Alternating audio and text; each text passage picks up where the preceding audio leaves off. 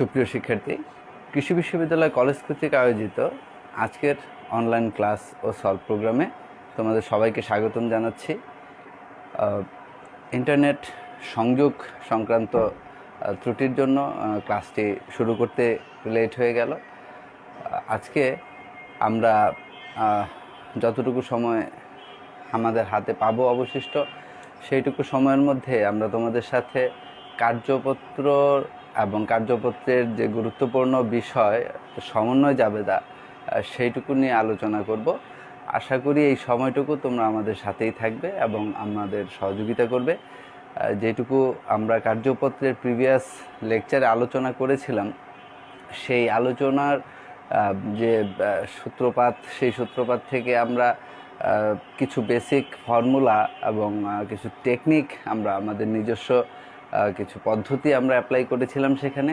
সেই বিষয়টা আসলে ইমপ্লিমেন্ট করে আমরা কতটুকু সাকসেসফুলি সমন্বয় জাবেদা করতে পারি এবং কার্যপত্র আমরা কিভাবে করতে পারবো, সেই বিষয়গুলো নিয়ে আমরা আসলে আলোচনা করব।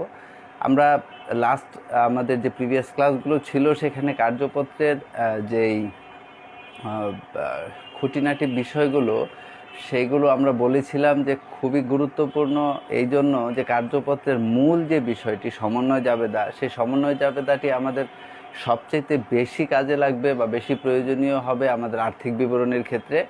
যে আর্থিক বিবরণী আসলে আমাদের অঙ্কের বাধ্যতামূলক একটি অংশ। আমরা জানি যে ক বিভাগ হিসাব বিজ্ঞান প্রথম পত্র এবং দ্বিতীয় পত্র উভয় ক্ষেত্রেই ক বিভাগে যে দুটি বাধ্যতামূলক কোশ্চেন থাকবে সেটি হচ্ছে আর্থিক বিবরণী, এবং দুটি বাধ্যতামূলক প্রশ্ন মানেই হলো সেখানে 20 নাম্বার করে বরাদ্দ থাকবে। ক বিভাগ থেকে প্রথম পত্র থেকে 20 এবং দ্বিতীয় পত্র থেকে 20, এই 40 নাম্বার মোট বরাদ্দ থাকবে আমাদের এই মানে আর্থিক বিবরণী থেকে। আর এই আর্থিক বিবরণী করতে পারার মূল যে কাজটি সেটি হচ্ছে সমন্বয় জাবেদা। সেই সমন্বয় জাবেদা যদি আমরা বুঝতে পারি তাহলে কিন্তু আমরা কার্যপত্রও ভালোভাবে করতে পারবো এবং আর্থিক বিবরণীও করতে পারবো। আমি বলেছি তোমাদেরকে যে কার্যপত্র যে অঙ্কটি সেটি অবশ্যই আসবে পরীক্ষায়। বিগত সময়গুলোতে যে যখন থেকে কার্যপত্র তোমাদের বইতে ইনক্লুড হয়েছে তখন থেকে এখন পর্যন্ত কিন্তু কার্যপত্র প্রতি বছর পরীক্ষায় এসেছে, এবং এই কার্যপত্র এখানে প্রতি বছর পরীক্ষায় আসা মানে বিষয়টি মোটামুটি নিশ্চিত, আমরা নিশ্চিত করে বলতে পারি। আর যেহেতু নিশ্চিত, সেহেতু আমাদের এই চ্যাপ্টারটি সম্পর্কে একটু ভালো ধারণা রাখা উচিত। এবং আমি বলেছি তোমাদেরকে যে কার্যপত্রের ক্ষেত্রে শুধুমাত্র যে মূল সমন্বয় জাবেদার ব্যাপারটি, অর্থাৎ একটি মাত্র কলাম যেটি সমন্বয় জাবেদা সংক্রান্ত, সেই কলাম ছাড়া বাকি যা কিছু রয়েছে সেখানে, যেমন ধরো রেওয়ামিল, যে উদ্দীপকে যেই রেওয়ামিলটি দেওয়া থাকে সরাসরি সেই রেওয়ামিলটিকে আমরা হুবহু সেখানে বসাবো। তারপর ধরো সেখানে রেওয়ামিলের পর আমাদের যে কাজটি করতে হয় সেটি হচ্ছে সমন্বয় জাবেদা করতে হয়। এখানেই আমাদের সেই বুদ্ধিদীপ্ততার যে ব্যাপারটি সেটি আসে। আমাদের এই সমন্বয় জাবেদা আর যে কাজটি যে কলামটিতে করতে হয়, এখানেই আমাদের জ্ঞান, মেধা এবং শ্রম আসলে সবচেয়ে বেশি দরকার হয়।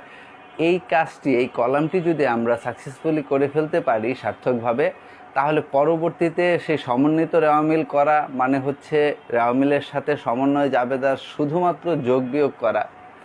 তারপর তোমার সেখান থেকে আমাদের আয় বিবরণী করা মানে হলো এই সমন্বিত রেওয়ামিলে যেই আইটেমগুলো থাকবে, যে হিসাব শিরোনামগুলো থাকবে, সেখান থেকে শুধুমাত্র আয় এবং ব্যয় সংক্রান্ত যেই কাজগুলো, যে আইটেমগুলো, সেই হিসাব শিরোনামগুলোকে শুধুমাত্র সেখানে নেয়া। তারপরও সেখানে ব্যাপারটি এমন সহজ যে তোমার সমন্বিত রেওয়ামিলের ডেবিটের ঘরে যেই আইটেমটি থাকবে, ধরো ব্যয়ের আইটেমটি ডেবিটের ঘরেই থাকবে, আয়ের যে আইটেমটি সেটি ক্রেডিটের ঘরেই থাকবে। সেই ডেবিটের আইটেমটিকে ডেবিট পাশেই নেওয়া, ক্রেডিটের আইটেমটিকে ক্রেডিট পাশেই নেওয়া। এইভাবে খুব সহজেই আমরা আয় বিবরণীটি তৈরি করে ফেলতে পারি। তারপর বাকি যা কিছু পড়ে থাকে সেই সমন্বিত রেওয়ামিলের ঘরে, অর্থাৎ তোমার আর্থিক বিবরণীর জন্য সম্পদ এবং দায়, সেই সম্পদ এবং দায়গুলোকেও আমরা আর্থিক বিবরণীতে সম্পদ এবং দায়ের পাশে নিয়ে যেতে পারি। তাহলে বাকি যে কাজটুকু আসলে কার্যপত্র আমরা দেখলে অনেকেই অনেক সময় মনে করে থাকি কোনো হিসাব নয়, এটি একটি ওয়ার্কশিট বা খসড়া বলা হয় যেটিকে।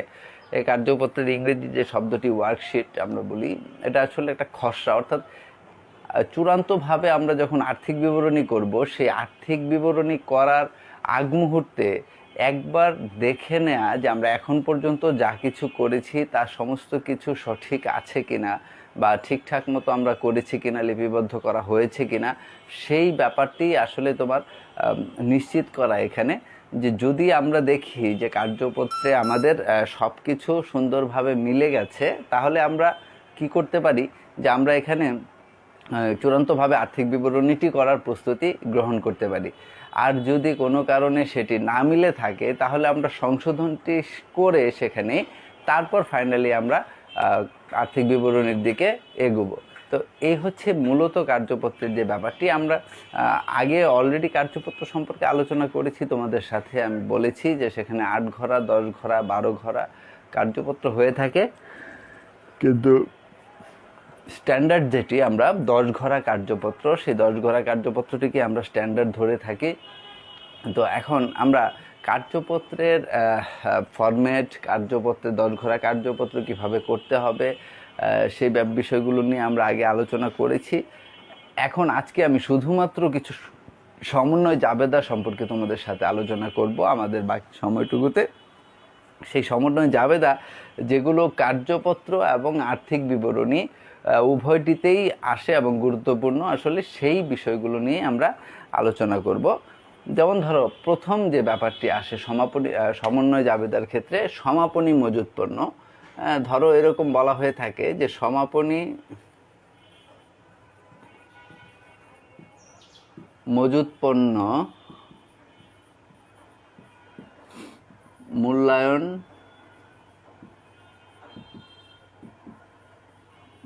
করা হয়েছে 50,000 টাকা। ব্র্যাকেটে বলা থাকলো যার বাজার মূল্য 51,000 টাকা। দেখো, সমাপনী মজুত পণ্য এই আইটেমটি খুবই গুরুত্বপূর্ণ একটি আইটেম। যে এই আমরা যে কোনো কার্যপত্র এবং আর্থিক বিবরণী করার ক্ষেত্রে দেখব যে প্রথম যে সমন্বয়টি বা অন্যান্য তথ্যাবলীর মধ্যে আমাকে প্রথম যে ইনফরমেশনটি দিবে সেটি হচ্ছে সমাপনী মজুত সংক্রান্ত। এই সমাপনী মজুত সংক্রান্ত ইনফরমেশনটি এরকমভাবে থাকে যে সমাপনী মজুত পণ্য মূল্যায়ন করা হয়েছে 50,000 টাকা। ব্র্যাকেটে বলা আছে যে যার বাজার মূল্য 51,000 টাকা। অর্থাৎ এখানে দেখা যাচ্ছে যে সমাপনী মজুত পণ্যের দুটি মূল্য উল্লেখ করা আছে, একটি 50,000 টাকা এবং একটি হচ্ছে 51,000 টাকা। বলা হচ্ছে যে মূল্যায়ন করা হয়েছে কত? 50,000 টাকা। অর্থাৎ এই মূল্যায়নটি কখন করা হয়? সমাপনী মজুত পণ্যের মূল্যায়নটি করা হয় বছর শেষে। বছর শেষে কত টাকার সমাপনী মজুত পণ্য রয়েছে সেটি হিসেব করে দেখা হয়। এটি কি বলা হয়? মূল্যায়ন করা। তো মূল্যায়ন করা হয়েছে 50,000 টাকা, কিন্তু যার বাজার মূল্য রয়েছে বর্তমানে 51,000 টাকা। প্রিয় শিক্ষার্থী, তোমরা জানো যে সমাপনী মজুত পণ্য মূল্যায়নের ক্ষেত্রে আমাদের রক্ষণশীলতার নীতি অনুসরণ করতে হয়। সেই রক্ষণশীলতার নীতি অনুসরণ করতে গেলে আমাদেরকে সমাপনী মজুত পণ্যের যদি দুটি মূল্য দেয়া থাকে, অর্থাৎ একটি ক্রয় মূল্য বা বাজার মূল্য, অথবা একটি মূল্যায়ন করা হয়েছে এমন মূল্য, আবার আরেকটি হচ্ছে বাজার মূল্য, তাহলে আমরা কি করব? সেই ক্ষেত্রে এই দুটি মূল্যের মধ্যে আমরা একটি মূল্য নিব। অর্থাৎ আমাদের নিতে হবে কি? একটি মূল্য। তাহলে কোন মূল্যটি আমরা নিব? যেটি কম সেটি নাকি যেটি বেশি সেটি? তো আসলে রক্ষণশীলতার নীতি অনুযায়ী, থিওরি অফ কনজারভেটিভনেস যেটিকে বলা হয়, সেই রক্ষণশীলতার নীতি অনুযায়ী আমরা যেটি করব সেটি হচ্ছে বাজার মূল্য এবং ক্রয় মূল্যের মধ্যে যে মূল্যটি কম থাকবে সেটি আমাদের নিতে হবে। তাহলে সমাপনী মজুত পণ্য এখানে যে দুটি মূল্য দেয়া আছে, অর্থাৎ 50,000 এবং 51,000 টাকা, আমরা এই দুটি মূল্যের মধ্যে কোনটি নিব? যেটি কম সেটি নিব, অর্থাৎ 50,000 টাকা। এই 50,000 টাকা আমাদের নিতে হবে। তাহলে 50,000 টাকা আমরা এখানে মূল্যায়ন করব। আমরা বুঝে নিলাম যে আমরা অঙ্কটি যখন করব অর্থাৎ আর্থিক বিবরণী, তখন সেক্ষেত্রে আমরা সেখানে সমাপনী মজুত পণ্যটি 50,000 টাকায় লিপিবদ্ধ করব। কিন্তু এর সমন্বয় জাবেদাটি কি হবে?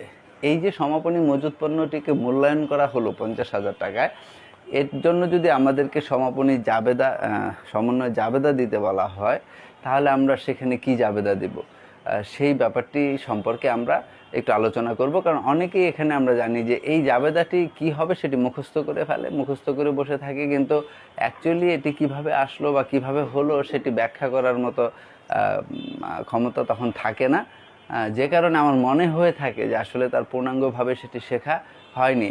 যে জিনিসটি আমরা লিখব বা লিপিবদ্ধ করব তা সম্পর্কে সম্যক জ্ঞান যদি আমাদের না থাকে, আমি যদি সেটি স্পষ্ট করে না বুঝতে পারি, তাহলে কিন্তু সেই লেখাটি কার্যকরী হবে না, সেটি ইফেক্টিভ হবে না। এই কারণে আমাদেরকে সেটি জানতে হবে। দেখো, সমাপনী মজুত পণ্য মূল্যায়িত হয় কখন? অ্যাকচুয়ালি সমাপনী মজুত পণ্য মূল্যায়িত হয় আমরা জানি বছরের শেষে, অর্থাৎ যখন একটি আর্থিক বছর শেষে আমরা হিসাবটি ক্লোজ করতে যাই, তখন আমরা দেখি যে আমাদের যে পরিমাণ পণ্য ক্রয় করা হয়েছিল তার মধ্য থেকে কতটুকু বিক্রয় করা হয়েছে আর অবিকৃত অবস্থায় রয়ে গেছে কতটুকু। যেটুকু পণ্য অবিকৃত অবস্থায় রয়ে গেছে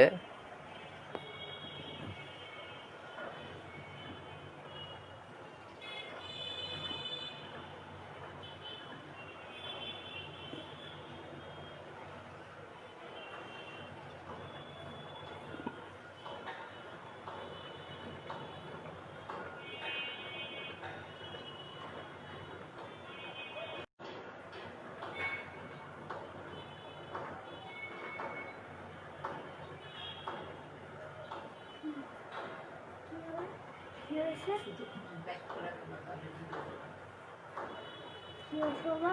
উল্টা আসতেছে।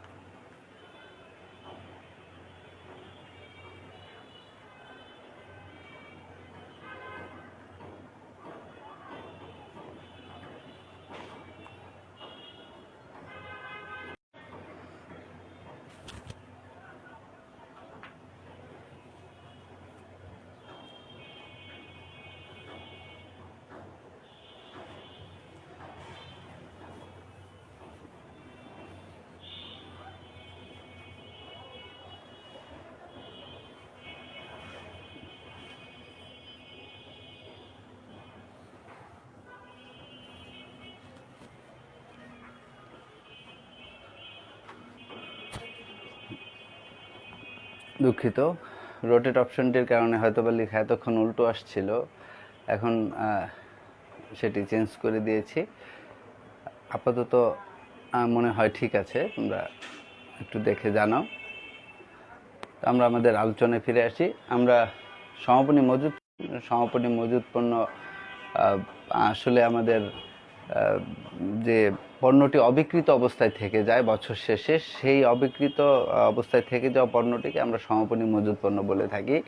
তাহলে এই সমাপনী মজুত পণ্যের ক্ষেত্রে সমাপনী মজুত পণ্য আমরা জানি আমাদের প্রতিষ্ঠানের জন্য একটি সম্পদ, কারণ বছর শেষে যে পণ্যটি অবিকৃত অবস্থায় থেকে যায়, আমরা সেই পণ্যটিকে আবার পরবর্তী হিসাবকালের শুরুতে প্রারম্ভিক মজুত পণ্য হিসেবে নিয়ে কিন্তু কারবারটি আরম্ভ করি। অর্থাৎ এই পণ্যটা অবিকৃত পণ্যটি বিক্রয় করে আমরা আবার কি অর্থ লাভ করি। এই অবিকৃত পণ্যটি তাই আমাদের সম্পদ হিসাবে কাজ করে, আর যে জন্যই সমাপনী মজুত পণ্যটিকে কিন্তু সম্পদ হিসাবে ডেবিট করা হয়। এক্ষেত্রে যে জাবেদাটি দেওয়া হয় সেটি হচ্ছে সমাপনী মজুত পণ্য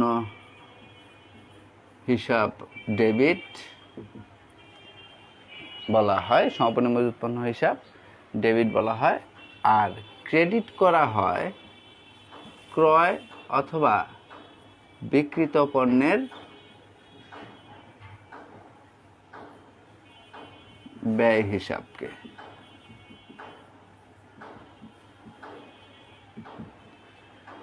সমাপনী মজুত পণ্য মূল্যায়িত হয়েছে এত টাকা বা সমাপনী মজুত পণ্য মূল্যায়ন করা হয়েছে এত টাকা, এর জাবেদাটি কিন্তু দেওয়া হয় এটি সমাপনী মজুত পণ্য হিসাব ডেবিট, ক্রয় বা বিক্রিত পণ্যের ব্যয় হিসাব ক্রেডিট।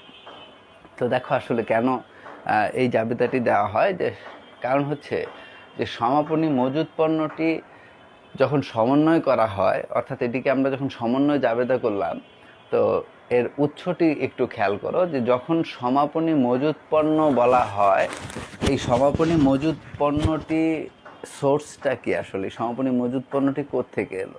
সমাপনী মজুত পণ্যটি প্রথম যে উৎস সেটি হচ্ছে ক্রয়, অর্থাৎ আমি প্রথমত পণ্যটি ক্রয় করি, সেই পণ্য থেকে বিক্রয় করতে থাকি, ক্রয়কৃত পণ্য থেকে বিক্রয় করতে থাকি, বিক্রয় করতে করতে যেটুকু অবিকৃত অবস্থায় থেকে যায় সেটাও কি সেই ক্রয়েরই তো একটা অংশ।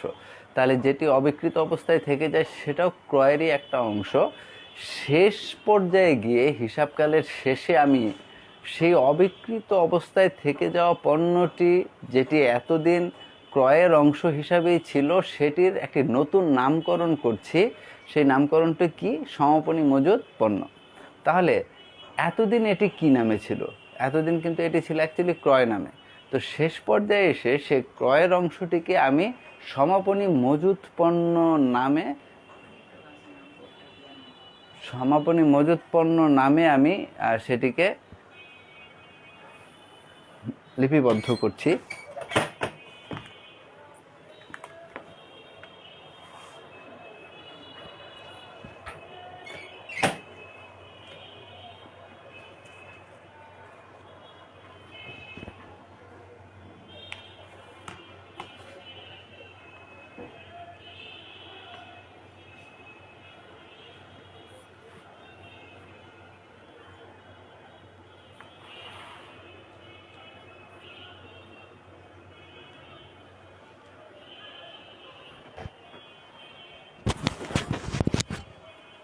তাহলে সমাপনী মজুত পণ্য নামে আমি লিপিবদ্ধ করছি এতদিন যেটি ক্রয় হিসাবে ছিল বা ক্রয়ের অংশ যেটি ছিল সেটিকে।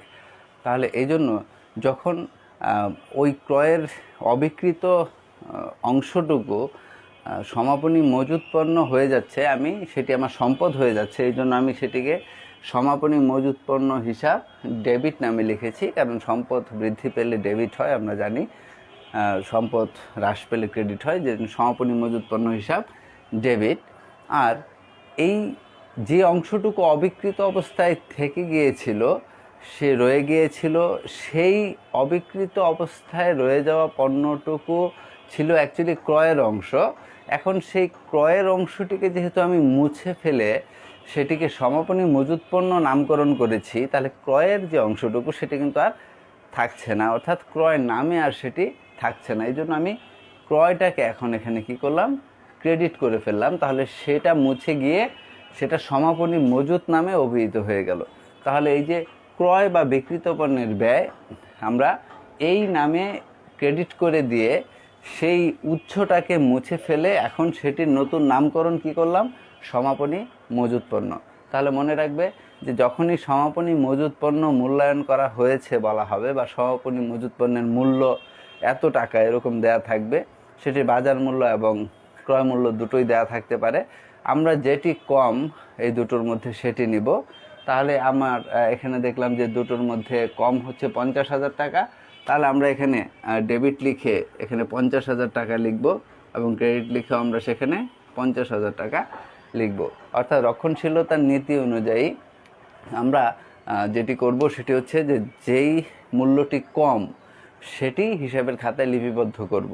যদিও বাজার মূল্য বেশি রয়েছে, অর্থাৎ আমি জানি যে বাজারে এর মূল্য বেশি আছে, আমি চাইলেই আরেকটু বেশি দামে এটিকে বিক্রয় করতে পারবো, কিন্তু তারপরও আমি আমার হিসাবের খাতায় একটু কমটাই লিখব। পরবর্তীতে বেশি বিক্রয় করতে পারলে সেটি আমার জন্য ভালো, কিন্তু আমি কমটাই লিখব। এটাই হচ্ছে কনজারভেটিভনেস বা রক্ষণশীলতার নীতি। তো সেই রক্ষণশীলতার নীতি অনুযায়ী আমি এটাকে এভাবে লিখব। তারপর দেখো এখানে আমরা এটাকে মুছে দিচ্ছি।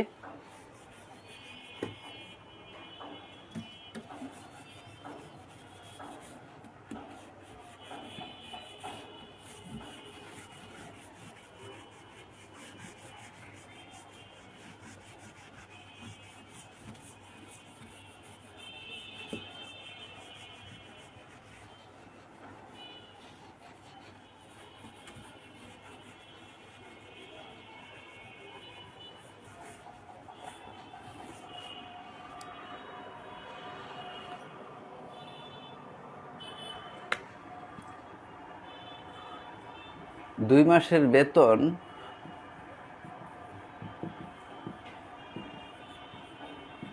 $20,000 অপ্রদত্ত রয়েছে।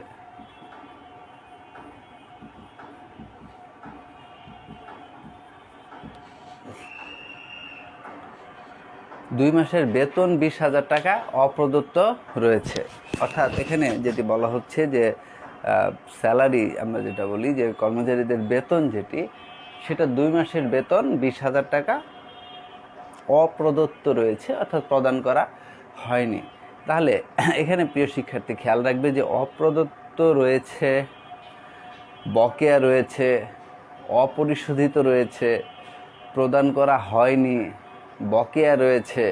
এই একই বিষয়ের বিভিন্ন নামকরণ হতে পারে, বিভিন্নভাবে তোমাকে সেটি বলতে পারে।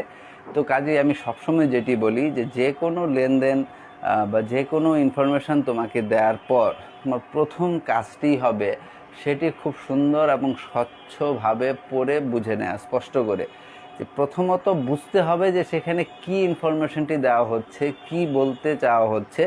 আমি যদি সেটি না বুঝতে পারি তাহলে কিন্তু আমি সঠিকভাবে সমন্বয় জাবেদা কখনোই করতে পারবো না, সাধারণ জাবেদাও করতে পারবো না, সমন্বয় জাবেদা করাও আমার পক্ষে সম্ভব হবে না। কাজেই বুঝতে হবে যে কি বলা হচ্ছে, কারণ এই কথাগুলো, এই যে অপ্রদত্ত রয়েছে, অপরিশোধিত রয়েছে, বা বকেয়া রয়েছে, বা প্রদান করা হয়নি, এই বিভিন্নভাবে সেটি তোমাকে বলতে পারে।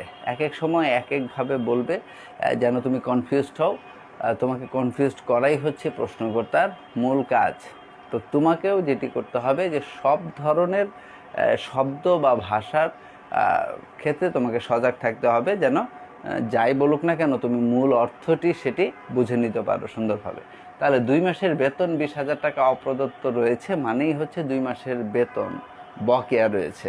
তো এখন লক্ষ্য করো, আমরা পূর্বেই যেই নিয়ম বা নীতি অনুযায়ী জাবেদা শিখেছিলাম, আমাদের সাধারণ জাবেদা, সমন্বয় জাবেদার ক্ষেত্রেও কিন্তু একই রকম নিয়ম বা নীতি অনুসরিত হবে। আমরা কিন্তু একটু বিশ্লেষণ করলেই দেখতে পারবো যে এখানে যে ব্যাপারটি রয়েছে, দেখো 2 মাসের বেতন $20,000 অপ্রদত্ত রয়েছে, তার মানে বেতন প্রদান করা হয়নি। তাহলে বেতন যদি প্রদান করা না হয়ে থাকে, সেটা কি সারা বছরের বেতন প্রদান করা হয়নি এমন, নাকি শুধুমাত্র 2 মাসের বেতন? 2 মাসের। তাহলে 2 মাসের বেতন যেহেতু পরিশোধ করা হয়নি, তাহলে 10 মাসের তো অলরেডি পরিশোধ করা হয়েছে। তাহলে বেতন বাবদ অলরেডি একটা ব্যয় বা খরচ কিন্তু আমাদের হয়েছে। তো এখন সেই বেতন বাবদ যেই পরিমাণ ব্যয় বা খরচ হয়েছে, এখন 2 মাসের বকেয়া থাকার কথা বলাতে কি হবে, সেই ব্যয়টা, বেতন বাবদ ব্যয়টা কি আরও বেড়ে যাবে না, আরও বৃদ্ধি পাবে না? ধরে নাও ফর এক্সাম্পল আমি যদি অলরেডি $50,000 বেতন প্রদান করে থাকি, তাহলে আরও $20,000 বকেয়া রয়েছে। তাহলে উক্ত বছরে বেতন বাবদ আমার মোট ব্যয় কত হবে? $70,000। কারণ অলরেডি আমি $50,000 প্রদান করেছি এবং আরও কত প্রদান করতে হবে? $20,000 প্রদান করতে হবে। যদিও এই $20,000 আমি প্রদান করিনি এই বছর, হয়তোবা সামনের বছর আমি সেটি করব, কিন্তু তারপরও খরচ হিসাবে মূল্যায়িত হবে কোন বছরের? অবশ্যই চলতি বছরের। কারণ আয় স্বীকৃতি নীতি বা ব্যয় স্বীকৃতি নীতি অনুযায়ী হিসাব বিজ্ঞানের বলা হয়ে থাকে যে যেই বছরের আয় সেই বছরের আয় হিসাবেই গণ্য করতে হবে। অর্থাৎ চলতি বছরের আয়কে চলতি বছরের আয় হিসাবেই গণ্য করতে হবে, সেটি পাওয়া হোক বা না হোক। আবার চলতি বছরের ব্যয়কে চলতি বছরের ব্যয় হিসাবেই গণ্য করতে হবে, সেটি দেওয়া হোক বা না হোক। কাজেই এখানে আমাদের বেতন বাবদ আমরা যত টাকা দিয়েছি শুধুমাত্র তত টাকাই আমাদের ব্যয় হিসাবে পরিগণিত হবে, ব্যাপারটি এমন না। বেতন বাবদ অ্যাকচুয়ালি এই বছরে যত টাকা পরিশোধ করতে হবে, আমাদের যত টাকা টোটাল আমাদের ব্যয়, সেটাকেই আমাদের মূল্যায়ন করতে হবে। তাহলে দেখো এখানে 2 মাসের বেতন 20,000 টাকা অপ্রদত্ত থাকায় আমাদের কিন্তু বেতন বাবদ ব্যয় বৃদ্ধি পাবে। তাহলে এখানে বেতন একটি পক্ষ, নিঃসন্দেহে বেতন একটি পক্ষ, কারণ বেতন বকেয়া আছে মানেই হচ্ছে কি বেতন বাবদ ব্যয় বৃদ্ধি পাচ্ছে, বেতন বাবদ ব্যয় আরও বৃদ্ধি পাবে। আর যেহেতু বকেয়া রয়েছে তার মানে কি এখন পর্যন্ত এই বেতনটি দেওয়া হয়নি। আমরা জানি দুতরফা দাখিলা পদ্ধতির নীতি অনুযায়ী একটি লেনদেনে কমপক্ষে কয়টি পক্ষ থাকবে?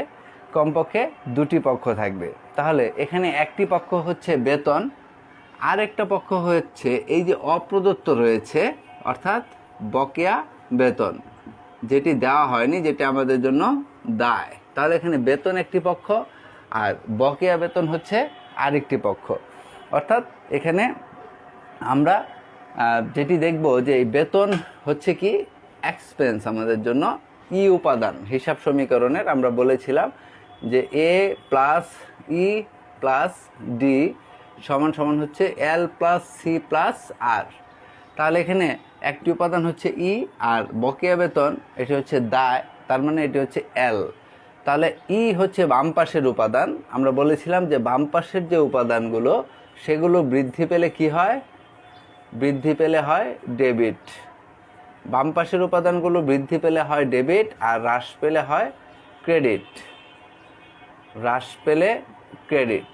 আবার ডান পাশের যেগুলো তার বিপরীত হয়, অর্থাৎ এটা হ্রাস পেলে হয় ডেবিট, হ্রাস পেলে ডেবিট এবং বৃদ্ধি পেলে ক্রেডিট, বৃদ্ধি পেলে ক্রেডিট। তাহলে দেখো এখানে 2টি পক্ষ আমরা পেলাম, একটি বেতন একটি বকেয়া বেতন। বেতনটা হচ্ছে ই উপাদান অর্থাৎ এক্সপেন্স, তাহলে এটা বাম পাশের উপাদান। বাম পাশের উপাদানের ক্ষেত্রে সূত্রটা হলো বৃদ্ধি পেলে ডেবিট হবে, হ্রাস পেলে ক্রেডিট হবে। বেতন বকেয়া রয়েছে, তার মানে কি বেতন বাবদ ব্যয়টা এখন কি হবে? আরও বৃদ্ধি পাবে। তার মানে বৃদ্ধি পেলে ডেবিট হয়, তাহলে জাবেদাটি হবে বেতন হিসাব ডেবিট। এ হচ্ছে আমার একটা অংশের জাবেদা। এল উপাদান, এটা ডান পাশের উপাদান। এল হচ্ছে লাইবিলিটিস বা দায়। দায় বৃদ্ধি পেলে কি হয়? ক্রেডিট হয়। তো বেতন বকেয়া রয়েছে, তার মানে কি এই বেতনটুকু আমাদের পরিশোধ করতে হবে, তাহলে এটি একটি দায়। এবং যেহেতু দিতে হবে বা পরিশোধ করতে হবে, তাহলে আমার দায়ের পরিমাণ কি নিঃসন্দেহে বৃদ্ধি পাচ্ছে। কাজেই বৃদ্ধি পেলে কি হয়? ক্রেডিট হয়। তাহলে বকেয়া বেতনটা হবে ক্রেডিট। তাহলে সমন্বয় জাবেদাটা কি দাঁড়ালো? বেতন হিসাব ডেবিট এবং বকেয়া বেতন হিসাব ক্রেডিট। কত টাকা? 20,000 টাকা এবং 20,000 টাকা। তাহলে দেখো এখানে আমরা যে সমন্বয় জাবেদাটি করলাম সেটি কি সাধারণ জাবেদার নিয়মের বাইরে করেছি? আসলে সাধারণ জাবেদার নিয়মের বাইরে করা হয়নি। মূলত বেসিক যে নিয়মটি আমরা তোমাদের সাথে হিসাব সমীকরণ সংক্রান্ত যে আলোচনাগুলো করেছিলাম, সেই হিসাব সমীকরণের মাধ্যমে সেই সমীকরণটাকে কিছুটা রিঅ্যারেঞ্জ করে আমরা নিজেরা যে একটা পদ্ধতি এখানে উদ্ভাবন করেছিলাম যে কিভাবে আমরা সহজেই এই ডেবিট ক্রেডিট নির্ণয় করতে পারবো, জাবেদা করতে পারবো কিভাবে সহজে, সেই বিষয়টাই কিন্তু আমরা এখানে ইমপ্লিমেন্ট করেছি সমন্বয় জাবেদার ক্ষেত্রে। সাধারণ জাবেদার ক্ষেত্রে যেটা প্রযোজ্য, এই সমন্বয় জাবেদার ক্ষেত্রেও কিন্তু সেটাই 100% প্রযোজ্য, এবং আমরা কিন্তু সেই একই নিয়মে আমরা এই সমন্বয় জাবেদাটি করতে পেরেছি।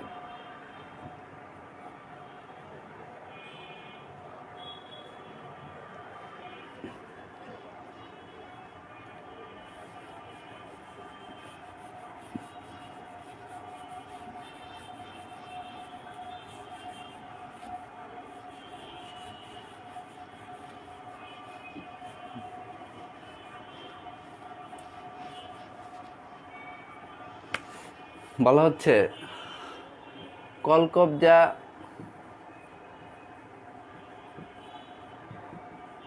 পরিমাণ 50,000 টাকা,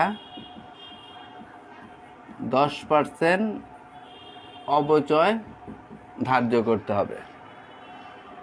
কলকবজার পরিমাণ 50,000 টাকার 10% অবচয় ধার্য করতে হবে।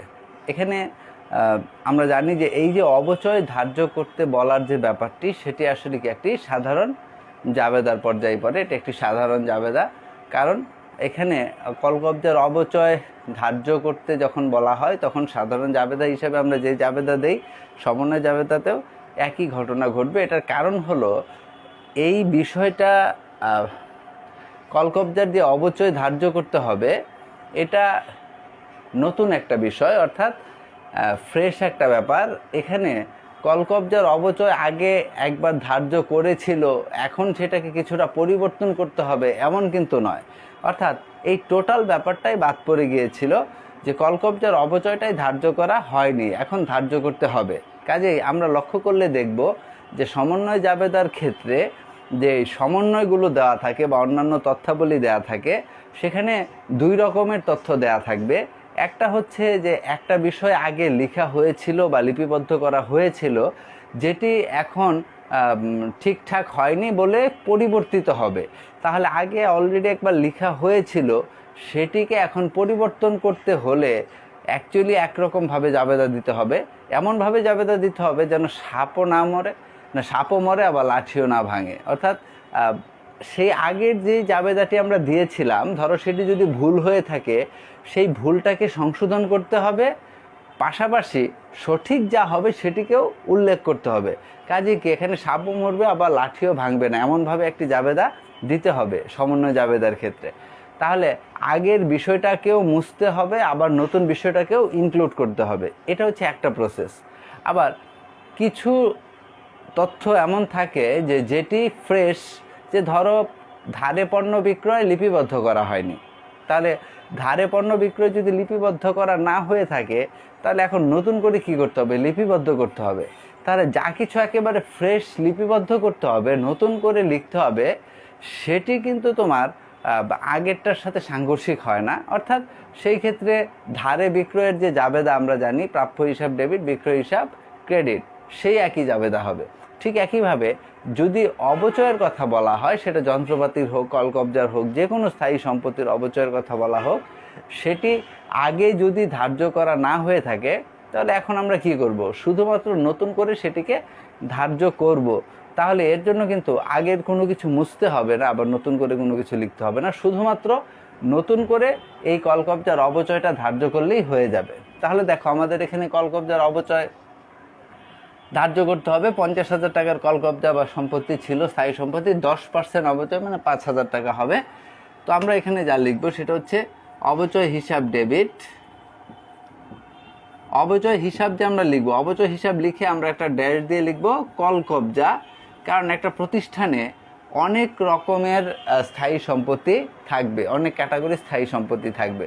এখন আমি যদি সবগুলোর ক্ষেত্রে শুধু অবচয় হিসাব লিখে যাই, তাহলে কোন অবচয়টা কোন সম্পত্তির সেটি কিন্তু আসলে পরবর্তীতে সুনির্দিষ্ট করে বলা যাবে না। অর্থাৎ এখানে একটা হযবরল হয়ে যাবে, একসাথে হয়ে যাবে সব কিছু।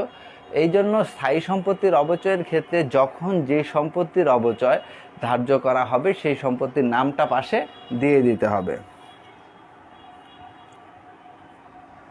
যেমন দেখো এখানে আমরা লিখলাম অবচয় হিসাব কলকবজা ডেবিট। এখানে 50,000 টাকার কলকবজা ছিল, তার 10% করলে হবে কত? 5,000 টাকা। তাহলে 5,000 টাকা আমরা লিখলাম। তারপর আমরা জানি যে অবচয় ধার্যের পর আমরা সেটিকে কি করি? পঞ্জীভূত অবচয় হিসাবে ক্রেডিট করি। তাহলে পঞ্জীভূত অবচয় এখানেও কিন্তু আমরা লিখব, পঞ্জীভূত অবচয় লিখে ড্যাশ দিয়ে লিখব কলকবজা, অর্থাৎ কোন সম্পত্তির পঞ্জীভূত অবচয়, এটা হচ্ছে ক্রেডিট 5,000 টাকা। এখন এখানে তোমার কলকবজা হোক, যন্ত্রপাতি হোক, ভূমি দালান কোঠা হোক, যে কোনো সম্পদ হোক না কেন, আমরা এই অবচয় সংক্রান্ত জাবেদাটা কিন্তু এরকমই দিব। তাহলে এটা একটা ফ্রেশ আইটেম, অর্থাৎ এখানে আগে কোনো কিছু ভুল বা কম বেশি লিপিবদ্ধ করা হয়নি যে এখন আমি সেটাকে ঠিকঠাক করছি। শুধুমাত্র এখানে আমরা কি তোমার যেই অবচয়টা ধার্য করতে বলা হয়েছে, আমরা ফ্রেশলি সেটাকে ধার্য করে দিলাম এখানে। কাজেই এতে করে আমার কিন্তু আর অন্য কোনো ধরনের প্রবলেম হয়নি।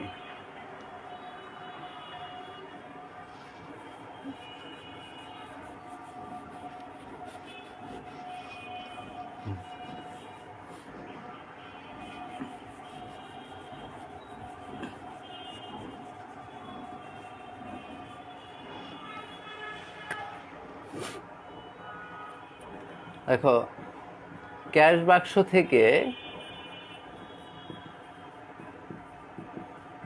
ক্যাশ বাক্স হতে চুরি 1,000 টাকা হিসাবভুক্ত হয়নি।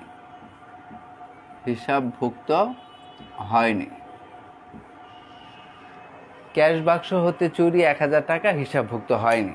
আমি এই আইটেমটা এখন মাত্র লিখলাম এই জন্য যে তোমাদের বোঝানোর জন্য, যে বলো এটি কি একটা নতুন ঘটনা নাকি আগের কোনো ঘটনা, যেটা ফ্রেশলি নতুন করে এটাকে আমাদের লিপিবদ্ধ করলেই চলবে, নাকি আগের কোনো ঘটনার সাথে এটাকে কমানো বাড়ানো বা এই ধরনের কোনো কার্যক্রম করাতে হবে, কোনটা?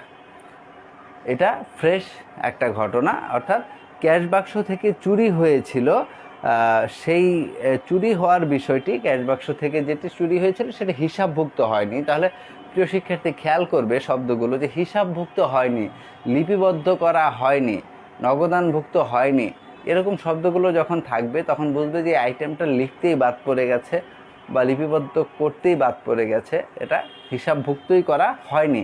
এখন কি করতে হবে? তাহলে হিসাবভুক্ত করতে হবে। আর যখন এরকম নতুন করে হিসাবভুক্ত করতে হবে তখন কিন্তু শুধুমাত্র নতুন করে সেটিকে লিখে দিলেই হয়ে যাচ্ছে, অর্থাৎ এর জন্য আগের কোনো বিষয়ের সাথে এর সাংঘর্ষিকতা নেই, অর্থাৎ বাড়াতে কমাতে হবে বা সেইটিকে মাথায় রাখতে হবে, ওই যে সাপও মারতে হবে আবার লাঠিও ভাঙলে চলবে না, এত কিছু ভাবার প্রয়োজন পড়ে না। কাজে ফ্রেশলি যখন হিসাবভুক্ত হয়নি, লিপিবদ্ধ হয়নি, লিখা হয়নি, এরকম শব্দগুলো থাকবে বা বলা থাকবে, তখন আমরা সেটিকে শুধু লিখে দেব। তাহলে দেখো যে ক্যাশ বাক্স থেকে যখন চুরি হবে 1,000 টাকা, এখানে দুটি পক্ষ কি আসলে, যখন চুরি হয় চুরিটাকে কি আমরা চুরি হিসাব নামে লিখি না বিবিধ ক্ষতি নামে? গুড, বিবিধ ক্ষতি নামে লিখি। তাহলে এখানে বিবিধ ক্ষতি হিসাব, আমরা জানি ব্যয় বা ক্ষতি হলে কি হয়? ডেবিট হয়। এটা যে এক্সপেন্স, এই চুরির যে ব্যাপারটি, এটি আমাদের জন্য ব্যয় বা ক্ষতি। তাহলে এটা ই অংশ, হিসাব বিজ্ঞানের ই উপাদান। এই ই উপাদানটি আমরা জানি বৃদ্ধি পেলে ডেবিট হয়, এই জন্য বিবিধ ক্ষতি হিসাব এখানে হবে ডেবিট। এবং যেহেতু ক্যাশ বাক্স থেকে নগদ চুরি হয়েছে সেহেতু নগদান হিসাব হবে ক্রেডিট। কত টাকা? 1,000 টাকা। এখানেও 1,000 টাকা।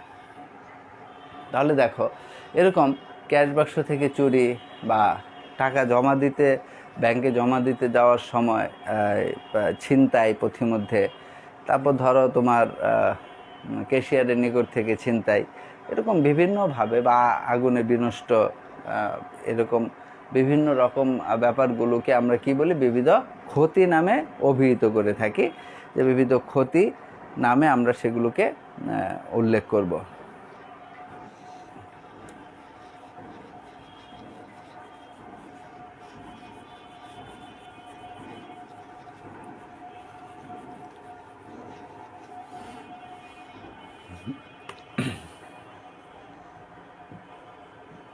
অগ্রিম ভাড়ার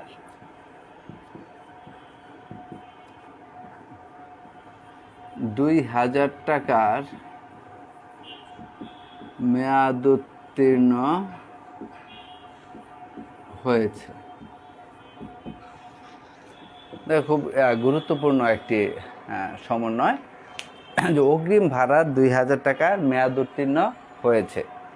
যে অগ্রিম ভাড়া দেয়া ছিল, তাহলে প্রথমে এখানে দেখো, লক্ষ্য করো যে এই যে ঘটনাটি মাত্র আমি যেটি লিখলাম সেটা কি ফ্রেশ ঘটনা নাকি তোমার পূর্বের কোনো ঘটনার সাথে সম্পৃক্ততা রয়েছে? আমরা পড়লেই বুঝতে পারবো যে পূর্বের একটি ঘটনার সাথে এর সম্পৃক্ততা রয়েছে। কেমন রয়েছে? যে এখানে বলা হচ্ছে যে অগ্রিম ভাড়ার 2,000 টাকার মেয়াদ উত্তীর্ণ হয়েছে। ধরো আমি ধরে নিলাম যে অগ্রিম ভাড়া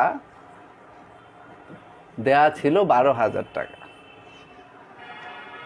তো অগ্রিম ভাড়া যদি 12,000 টাকা দেয়া থাকে, তাহলে এখন বলা হচ্ছে যে এই অগ্রিম ভাড়া 2,000 টাকার মেয়াদ উত্তীর্ণ হয়েছে। তার মানে 2,000 টাকা মেয়াদ উত্তীর্ণ হয়েছে। আমি ভাড়া অগ্রিম দিয়েছিলাম 12,000। ধরো আমি প্রতি মাসে 1,000 টাকা করে ভাড়া দিই, তাহলে 12 মাসে আমার ভাড়া হবে কত? 12,000 টাকা। আমি পুরো এক বছরের ভাড়া অগ্রিম দিয়ে রেখেছি। তো সেটি আমার জন্য কি ছিল? সম্পদ ছিল। যে অগ্রিম ভাড়া যেটি আমি দিয়ে রেখেছি অ্যাডভান্স 1 বছরের জন্য যদি আমি ভাড়া দিয়ে রাখি, তাহলে সেটি নিঃসন্দেহে আমার জন্য কি ছিল? সম্পদ ছিল। তাহলে ওটি আসলে কি? ডেবিট আইটেম ছিল। অগ্রিম ভাড়া যেটি, সেটি ছিল ডেবিট 12,000 টাকা। এখন অগ্রিম ভাড়ার 2,000 টাকা মেয়াদ উত্তীর্ণ হয়েছে।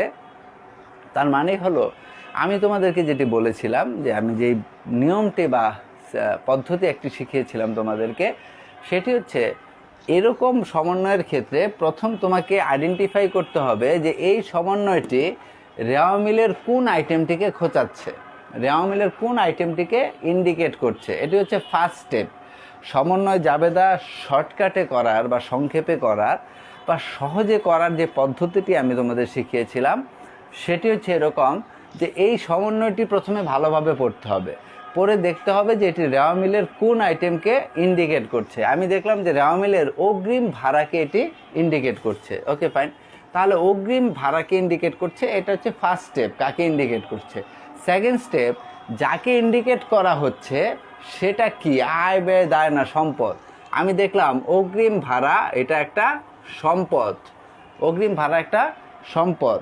তাহলে সেকেন্ড স্টেপ হচ্ছে যাকে ইন্ডিকেট করা হচ্ছে সেটি কি আয়, ব্যয়, দায় না সম্পদ? আমরা চিহ্নিত করতে পারলাম যে অগ্রিম ভাড়া একটি সম্পদ।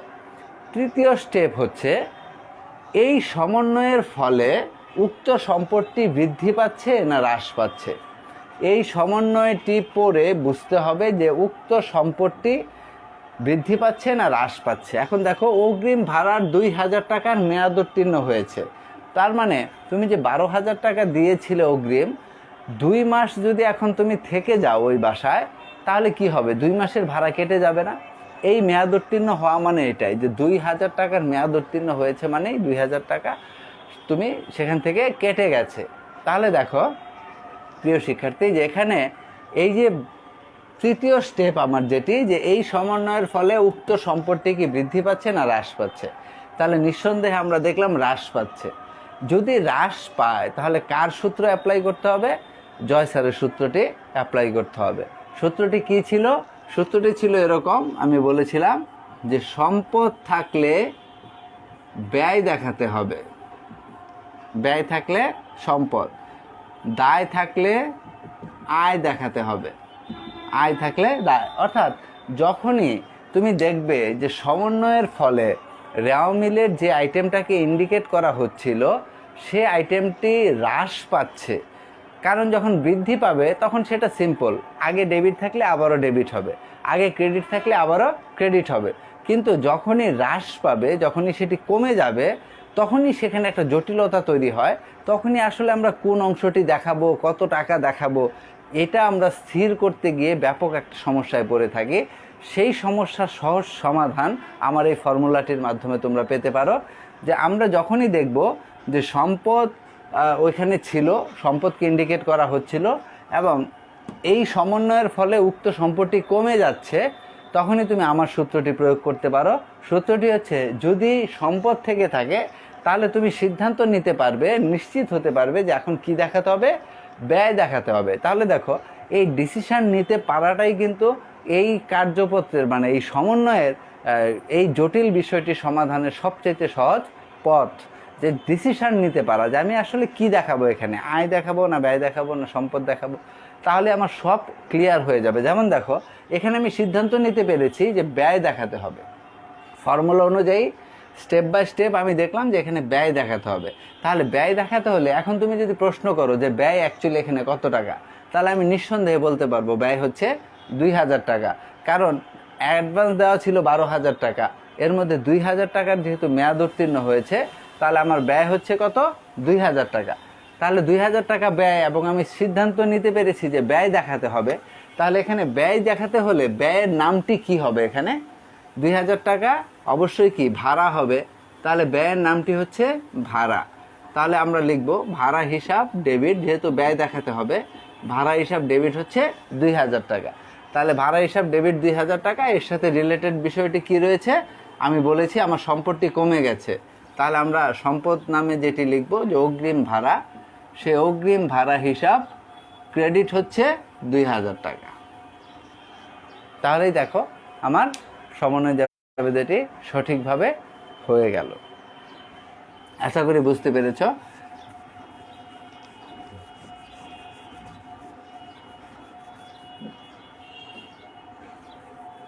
এভাবে এই নিয়ম বা পদ্ধতি অনুযায়ী তুমি যে কোনো সমন্বয় জাবেদা 100% অথেন্টিক এবং সঠিকভাবে নিয়ম অনুযায়ী করে ফেলতে পারবে।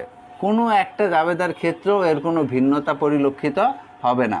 কাজেই এই নিয়মটিকে আসলে ওই কিছু কিছু ক্ষেত্রে সেটা যুক্তিযুক্ত হবে বা মিলবে, বাকিগুলার ক্ষেত্রে আবার নাও মিলতে পারে, এরকম কিন্তু কোনো ব্যাপার এখানে নেই। 100% নিয়ম অনুযায়ী আমরা নীতি অনুযায়ী নিয়ম অনুযায়ী কিন্তু এই বিষয়টিকে এখানে লিপিবদ্ধ করেছি।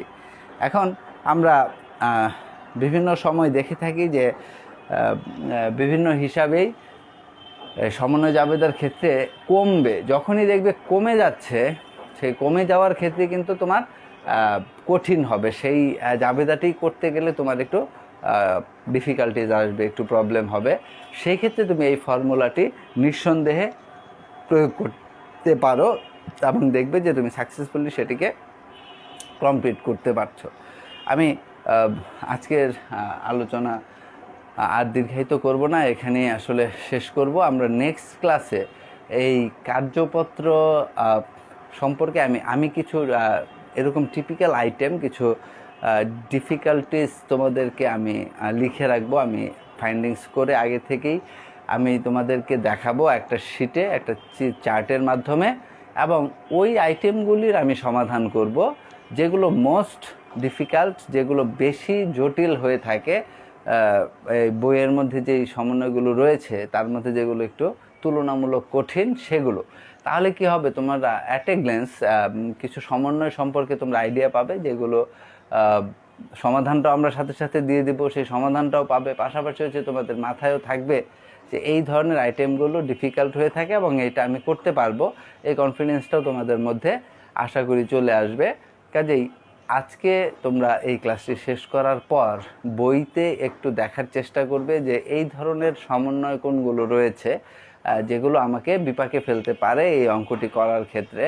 আমরা কিন্তু এই সমন্বয় জাবেদার আলোচনার পরপরই আর্থিক বিবরণীর আলোচনায় চলে যাব, কারণ হচ্ছে যেহেতু এটার সাথে ওইটা প্রাসঙ্গিক এবং সম্পৃক্ত।